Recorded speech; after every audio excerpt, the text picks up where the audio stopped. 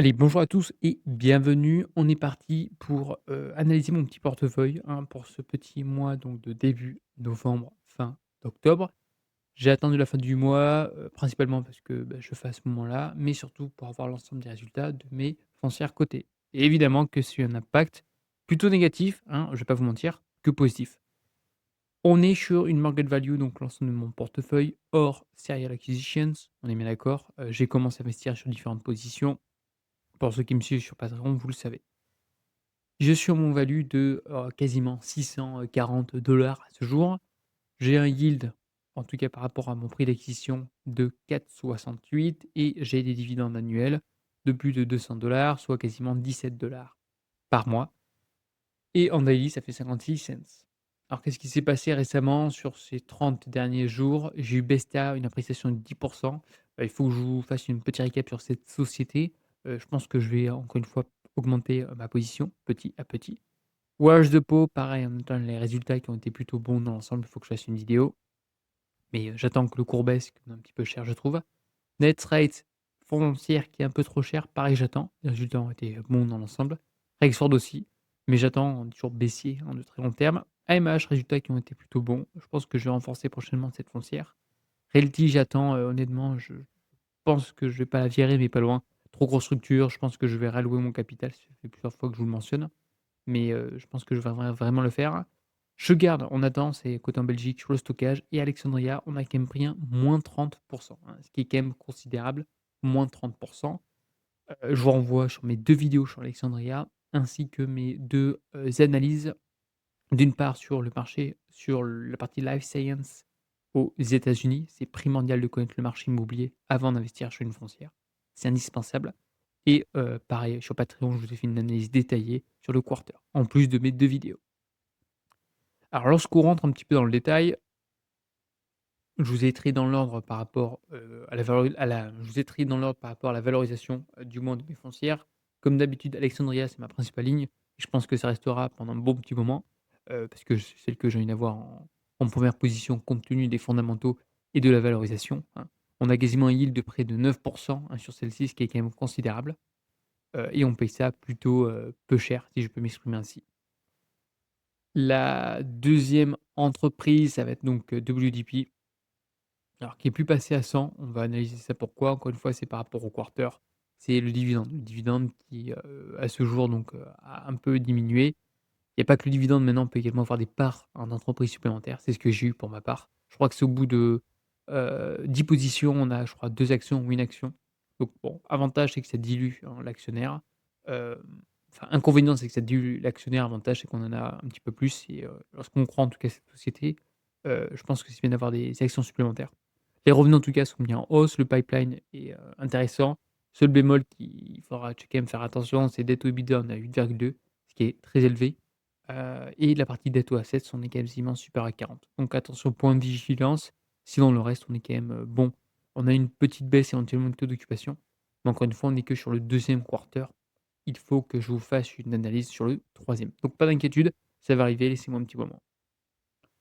La troisième position évidemment c'est Rexford. Pareil, je vous ai fait une analyse sur, Patreon, sur cette entité, qui est vraiment pour moi toujours bonne, les résultats ont plutôt été bons. Rexford pareil, on est sur le même c'est une vous dire la même situation qu'Alexandria, c'est que d'un côté on rénove pas mal d'actifs, le marché est quand même cher, on fait quelques sessions avec des cap rates qui sont plutôt bas, donc c'est très bon pour l'actionnaire. Quasiment pas de dette, la croissance, voilà, rien à redire. Le taux d'occupation qui a augmenté, ils ont réussi à bien louer, donc ça, c'est super. Faut bien regarder la partie leasing qui est indispensable et partie largest in 2,4 voilà. Tout est bien géré pour moi, très, très belle foncière. Ouais, il faut attendre patiemment et on paye ça pas si cher que ça.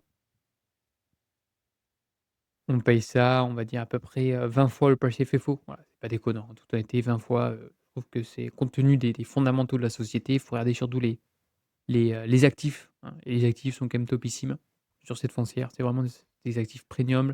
C'est pas des big box, comme on a sur certaines foncières logistiques. Là, c'est quand même des actifs bien situés, surtout en Californie, donc plutôt prime, comme ils appellent ça, infield. Donc voilà, donc très belle société que je vais garder en tout cas sur du long terme, tant que les résultats ne sont pas catastrophiques ou tout autre élément, et je n'hésiterai pas à renforcer. Ceci étant, aujourd'hui, je suis plutôt sur une partie share acquisitions. où j'alloue, tout simplement mes capitaux. Autre structure donc AMH. AMH pareil, les résultats sont plutôt bons, rien à redire dans l'ensemble. J'ai fait une vidéo où je l'ai déjà mentionné parce qu'il y a un abonné qui trouvait la foncière intéressante. Moi, pour ma part, elle m'intéresse toujours. Les fondamentaux sont très bons, rien à redire. Les résultats tiennent la route. Ça se paye pas non plus si cher que ça. C'est pas non plus, pricé, mais bon, ça reste, j'ai envie de vous dire, cohérent. Très belle foncière. Donc pareil, il faut que progressivement, il faut que j'augmente les liquidités, enfin, sur cette société. Realty Income, bon, le problème, c'est que c'est un gros mastodonte. C'est bien pour le dividende, mais c'est pas forcément toute honnêteté ce qui me fait vibrer. Les résultats sur cette foncière ne sont pas encore sortis. Attention, debt to assets 40, voilà. Les fondamentaux sont très bons, hein, sur cette structure. En revanche, ce qui me fait un peu peur, c'est qu'il commence à se développer en Europe, et il commence en tout cas à être diversifié. Voilà, retail, de l'industrie du gaming, à mon avis, ils vont bientôt partir sur la partie data centers, comme c'est un petit peu la mode et moi honnêtement, ça me plaît pas plus que ça.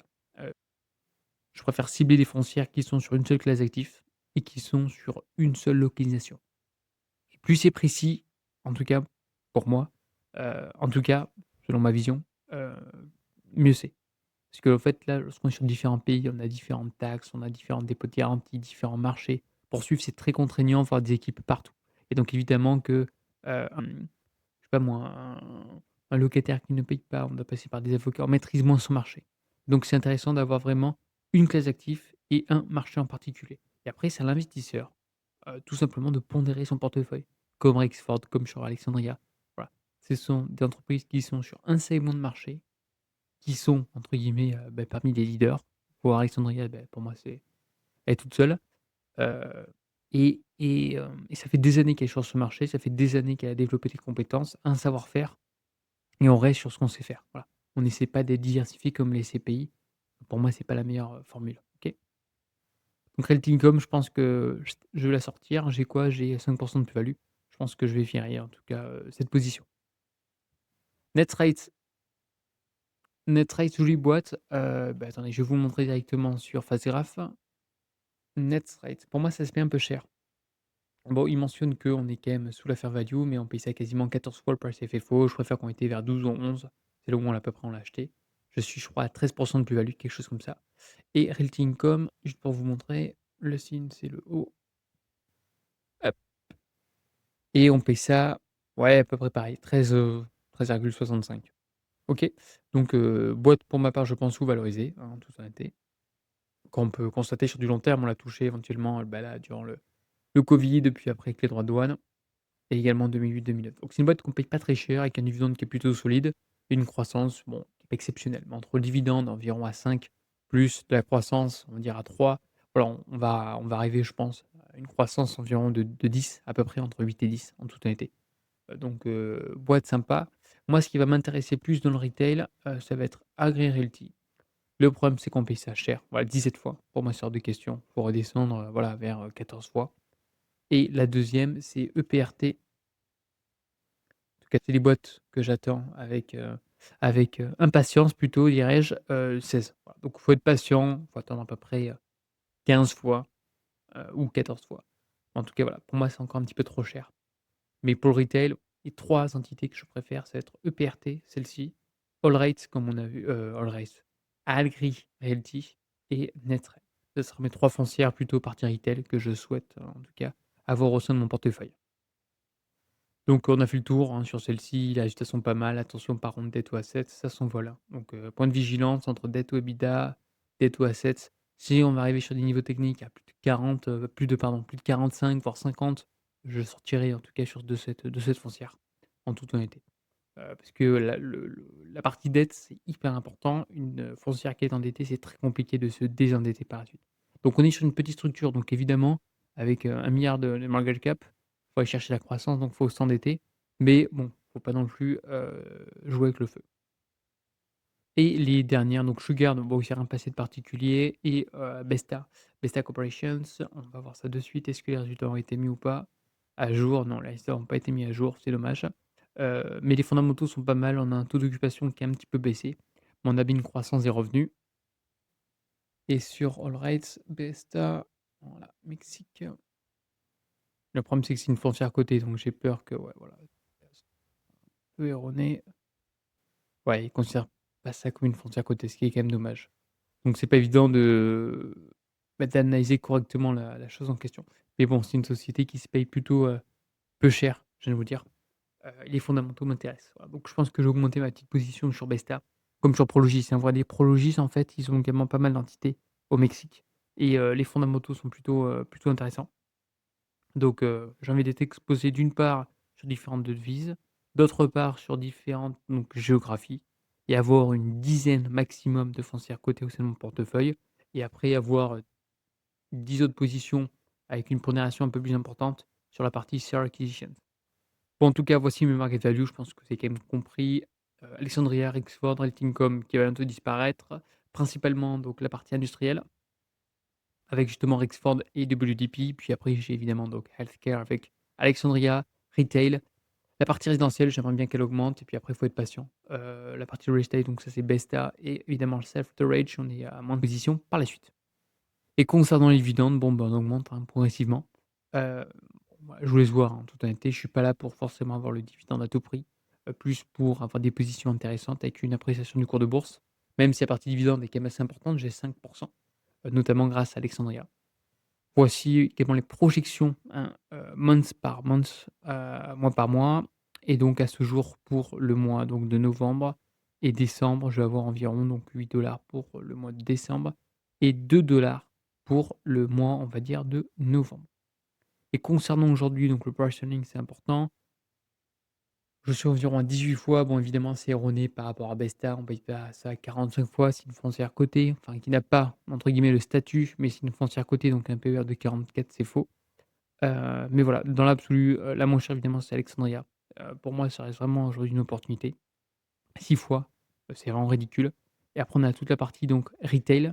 On a une partie évidemment, en Europe, sur la partie donc logistique qui est intéressant. 14 fois, c'est pas si cher que ça. J'évite tout ce qui est data center, tout ce qui est tour de télécommunication et cetera. Je trouve ça trop cher aujourd'hui, hein, par rapport aux projections de croissance. En tout cas, n'hésitez pas à me mentionner quelles sont les foncières qui vous intéressent. On pourra tout à fait les analyser. Ça peut également me donner des idées si je veux rentrer ou non sur ces foncières-là en question. N'hésitez pas à liker, n'hésitez pas à partager et je vous dis à une prochaine. Allez, bye bye.